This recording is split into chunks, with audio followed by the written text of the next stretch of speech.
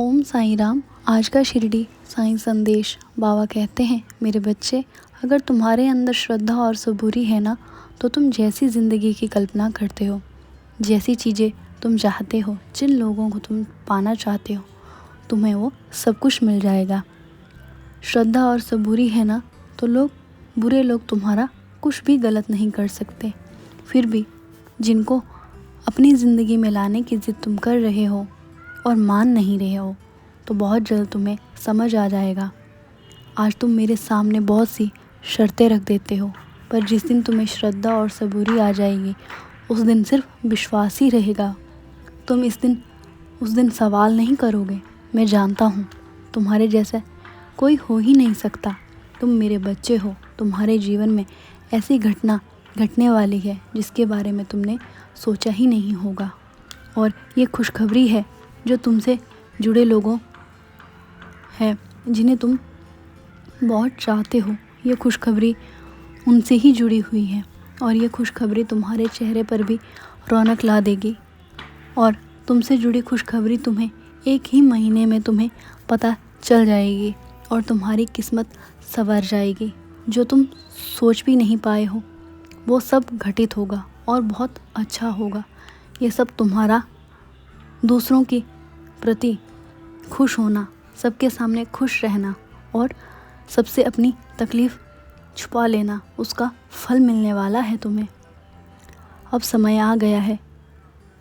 तुम कहते हो ना, बाबा मेरी पूजा का फल कब मिलेगा? बच्चे, वो समय बहुत ही करीब है। आज तुम मेरी विशेष पूजा कर रहे हो ना, लेकिन पूजा में कोई सामग्री ना मिले तो परेशान मत होना। जो तुम्हारे पास है वही मुझे समर्पित करो। मैं सब स्वीकार करता हूँ। मेरे लिए तुम्हारा भाव सबसे ज़्यादा ज़रूरी है। तुम जिस भक्ति भाव से मेरी पूजा करोगे, मैं स्वीकार करूँगा। हर दिन तुम यही सोचते हो ना कि बाबा मैं हर पल सबके साथ अच्छा व्यवहार करता हूँ, फिर भी मेरे साथ ऐसा क्यों होता है?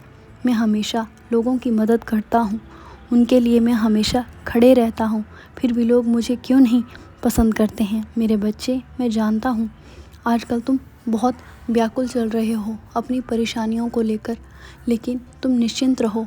तुम अपनी सारी व्याकुलता त्याग दो। तुम चिंता मत करो। जिस समय भी तुम्हें अकेलापन महसूस हो, तुम मुझसे बात करो। मैं तुम्हारे सारे कष्टों का अंत कर दूंगा। तुम भी तो मेरे ही बच्चे हो ना। मुझे भी तकलीफ़ होती है जब तुम चिंता मगन रहते हो। मुझे भी रोना आता है जब तुम रोते हो। तुम मेरी भक्ति करते हो, मुझे प्रेम करते हो, मुझ पे भरोसा करते हो, फिर कभी कभी तुम क्यों इतना उदास हो जाते हो?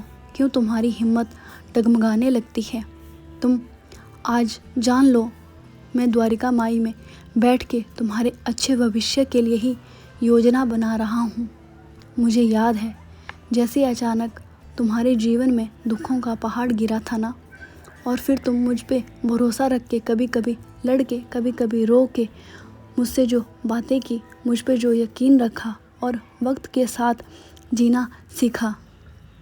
बच्चे, ठीक उसी तरह तुम्हारी ज़िंदगी में भी अचानक चमत्कार होंगे और तुम्हारे हालात बदलेंगे। मेरे बच्चे, गुरु के आदेशों का पालन करना चाहिए। हमसे ज़्यादा हमारे गुरु को हमारे कल्याण की चिंता रहती है। दूसरों की बातों में आकर गुरु के उपदेशों को भूलना नहीं चाहिए। अपने आप को सच्चे दिल से गुरु को समर्पित कर दो, ताकि वो तुम्हें इस भवसागर में से पार ले जाएं। क्योंकि गुरु के सामने भवसागर अस्तित्व वैसे ही है जैसे सूर्य के समान अंधेरे का। और हाँ मेरे बच्चे, अपने ईश्वर का शुक्रिया करो। तुम्हारे जीवन में स्थिति कैसी भी हो, तुम हर पल का शुक्रिया करो। मेरे नाम का जाप करो। तुम्हारे भाव मुझे प्यारे लगते हैं। मेरे बच्चे, तुम चिंता मत करो, मैं सब ठीक कर दूंगा। तुम्हारा कल्याण हो मेरे बच्चे।